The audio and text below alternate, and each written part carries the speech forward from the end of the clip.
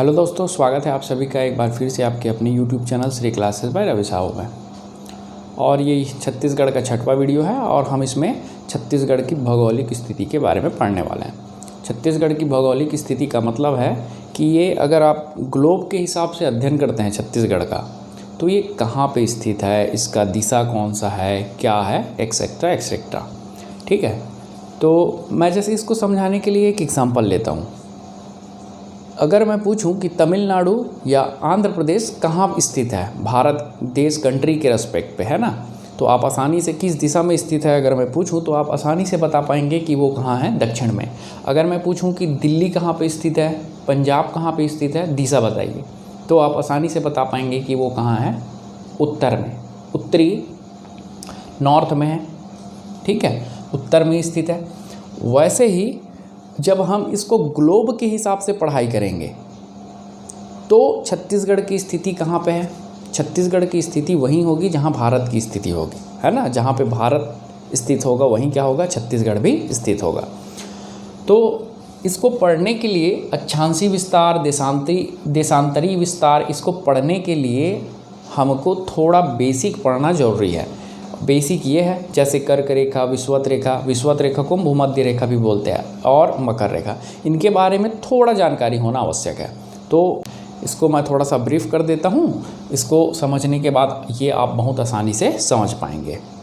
चलिए देखिए, ग्लोब आप सब देखे ही होंगे, जानते होंगे। तो ग्लोब है क्या? ग्लोब एक पृथ्वी का नमूना है ना, उसका हूबहू कॉपी किया हुआ एक नमूना है, जिससे हम क्या करते हैं, पृथ्वी के बारे में पढ़ते हैं, जानकारी हासिल करते हैं। ठीक है, अब देखिए इसको खोजा किसने था भाई, किसने बनाया? जर्मन के एक व्यक्ति थे, नाम था उनका मार्टिन बेहाइम। इन्होंने 19वीं सदी में खोजा था या बनाया था, बोल सकते हो, ग्लोब को। ठीक है, नाम याद रखेंगे, ग्लोब को किसने खोजा, तो मार्टिन बेहाइम। देखिए ये कुछ ऐसा दिखाई देता है आपको, ग्लोब जब देखते हैं आप तो, है ना, कुछ रेखाएं दिखाई देती है जो उत्तरी से दक्षिणी, है ना, उत्तर से दक्षिण की ओर ऐसे कर्व मुड़ी हुई रेखाओं के रूप में है, और कुछ रेखाएं जो है लेफ्ट से राइट, मतलब ऐसे सीधी स्ट्रेट, है ना, लेफ्ट से राइट की ओर ऐसे आपको दिखाई देती है। तो उसको बोलते क्या है? देखिए जो भी आपको ऐसे लेफ्ट से राइट सीधी रेखाएं जो दिखाई दे रही है उसको बोलते हैं अक्षांश रेखा, और जो आपको उत्तर से दक्षिण की ओर जो थोड़ी मुड़ी हुई कर्व रेखाएं जो दिखाई दे रही हैं उसको क्या बोलते हैं, देशांतर रेखा। दोस्तों ये काल्पनिक रेखाएं हैं, सारे जो रेखाएं हैं वो काल्पनिक हैं, उसको मान लिया गया है। क्यों? ताकि अध्ययन किया जा सके पृथ्वी का। ठीक है, चलिए अब भारत की स्थिति। भाई यहाँ भारत इस ग्लोब में कहाँ पर स्थित है? देखिए भूमध्य रेखा, भूमध्य इसीलिए इसको नाम दे दिया गया है।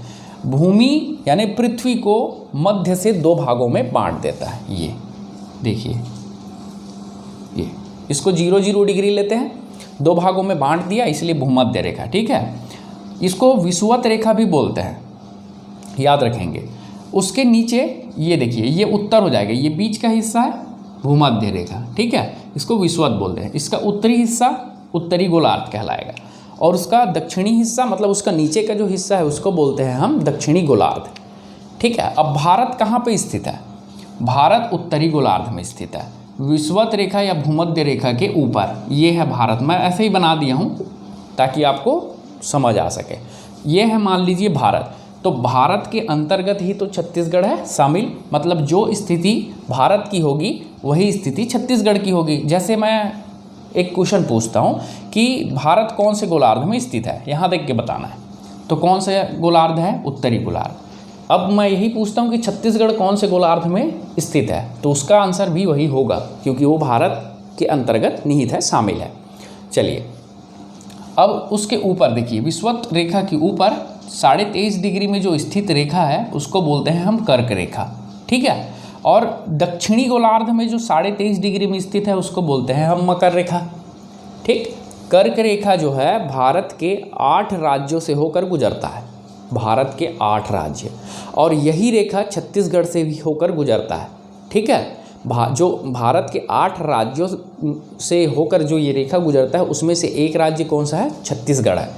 और छत्तीसगढ़ से जब गुजरता है तो कितने जिलों से गुजरता है ये अभी पढ़ेंगे। ठीक है, कर्क रेखा कर्क रेखा जब छत्तीसगढ़ से गुजरता है तो 3 जिलों से होकर गुजरता है। कौन कौन सी है वो अभी पढ़ेंगे, ठीक है। चलिए, मेरे हिसाब से ये आपको समझ आया होगा। अब यहाँ जब हम छत्तीसगढ़ के बारे में पढ़ेंगे तो ये काम आएगा, आपके लिए हेल्पफुल रहेगा। देखिए, भारत की स्थिति को पूछता है भूगोल में, ठीक है। जब भी या जनरल स्टडी में पूछ देता है कि भारत की स्थिति क्या है, तो ये मैं लिख रखा हूँ, ये भारत की स्थिति है। देखिए मैं क्या लिखा हूँ, 8 डिग्री 4 मिनट उत्तरी अक्षांश। देखिए उत्तर में ही स्थित है इसका निचला हिस्सा भारत का, और वहाँ से लेकर 37 डिग्री 6 मिनट उत्तरी अक्षांश। देखिए यहाँ भी उत्तरी अक्षांश, यहाँ भी उत्तरी अक्षांश। देखिए ये 8 डिग्री 4 मिनट जो है ये निचला वाला उत्तरी अक्षांश है, और ये जो 37 डिग्री 6 मिनट है वो ऊपर वाला यहाँ, ठीक है, यहाँ ये वाला हिस्सा 37 डिग्री 6 मिनट उत्तरी अक्षांश। दोनों ही हिस्सा कहाँ है, देखिए इसके कंपेयर में उत्तरी गोलार्ध में स्थित है, इसलिए उसको ऐसा लिखे हुए हैं। चलिए अब छत्तीसगढ़ के बारे में पढ़ते हैं। देखिए यहाँ लिखा हुआ है अक्षांशी विस्तार। अक्षांशी विस्तार को आप लेटीट्यूड भी बोल देते हैं अंग्रेजी में, और देशांतरी विस्तार को लॉन्गिट्यूड, ठीक है। अब सेम वही चीज़ यहाँ लिखा हुआ है जैसे भारत के लिए पढ़े। भारत का स्थिति क्या था, यहाँ से लेकर यहाँ तक। अब छत्तीसगढ़ को अगर मैं देखूँगा तो ये यहाँ ऐसा रहता है, बस ये छोटा सा जो मैं लाइन खींच दिया हूँ वही छत्तीसगढ़ है। तो उसकी स्थिति क्या होगी, देखिए 17 डिग्री 46 मिनट उत्तरी अक्षांश से 24 डिग्री 5 मिनट उत्तरी अक्षांश। यहाँ भी क्या लिया हूँ, उत्तरी अक्षांश से उत्तरी अक्षांश। समझ आ गया होगा कि क्यों लिए हैं, ठीक है, क्योंकि ये उत्तर में ही स्थित है। देखिए भूमध्य रेखा या विषुवत रेखा के ऊपर भारत स्थित है, भारत के अंतर्गत ही छत्तीसगढ़ स्थित है। अब देखिए अधिकतम लंबाई उत्तर से दक्षिण, जब आप छत्तीसगढ़ का नक्शा तैयार करते हैं, देखिए यहाँ तो आप उत्तर से लेकर दक्षिण तक ये है ना, इसको अगर आप मापने की कोशिश करेंगे लंबाई कितनी है, तो ये कितना आएगा 700 से 800 किलोमीटर, ये इसकी लंबाई हो जाएगी। अभी थोड़ी देर पहले ही मैं बताया था कि कर्क रेखा जो है, देखिए यहाँ स्थित है 23.5 डिग्री उत्तरी गोलार्ध में जो रेखा गुजरती है उसको बोलते हैं कर्क रेखा। वो छत्तीसगढ़ के 3 जिलों से होकर गुजरती है। क्या है उसका शॉर्टकट, देखिए KSB, कोरिया, सूरजपुर और बलरामपुर। छत्तीसगढ़ के ऊपर में जो स्थित टॉप की जो जिले हैं, टॉप में जो जिले हैं वहाँ से होकर गुजर जाती है वो, ठीक है। नाम है कोरिया, सूरजपुर और बलरामपुर, याद रखेंगे KSB। देखिए कर्क रेखा व भारतीय मानक रेखा, इसको बोलते हैं IST, एक दूसरे को कहाँ पे काटती है, क्वेश्चन पूछा जाता है। तो इसमें थोड़ा विवाद है। आर्थिक सर्वेक्षण के हिसाब से उसका आंसर सूरजपुर लिया जाता है, जबकि चिप्स के हिसाब से आंसर उसका कोरिया है। चिप्स क्या है, इसका फुल फॉर्म बता देता हूँ, छत्तीसगढ़ इन्फोटेक प्रमोशन सोसाइटी, इसका फुल फॉर्म है।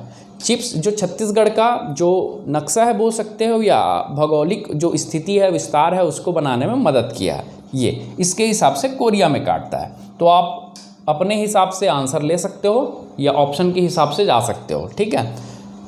कर्क रेखा व भारतीय मानक रेखा एक दूसरे को काटती है कहाँ, सूरजपुर में। मेरे हिसाब से यही सही है, और चिप्स जो है कोरिया को लेता है। तो आप ऑप्शन के हिसाब से जा सकते हैं, आंसर लेंगे।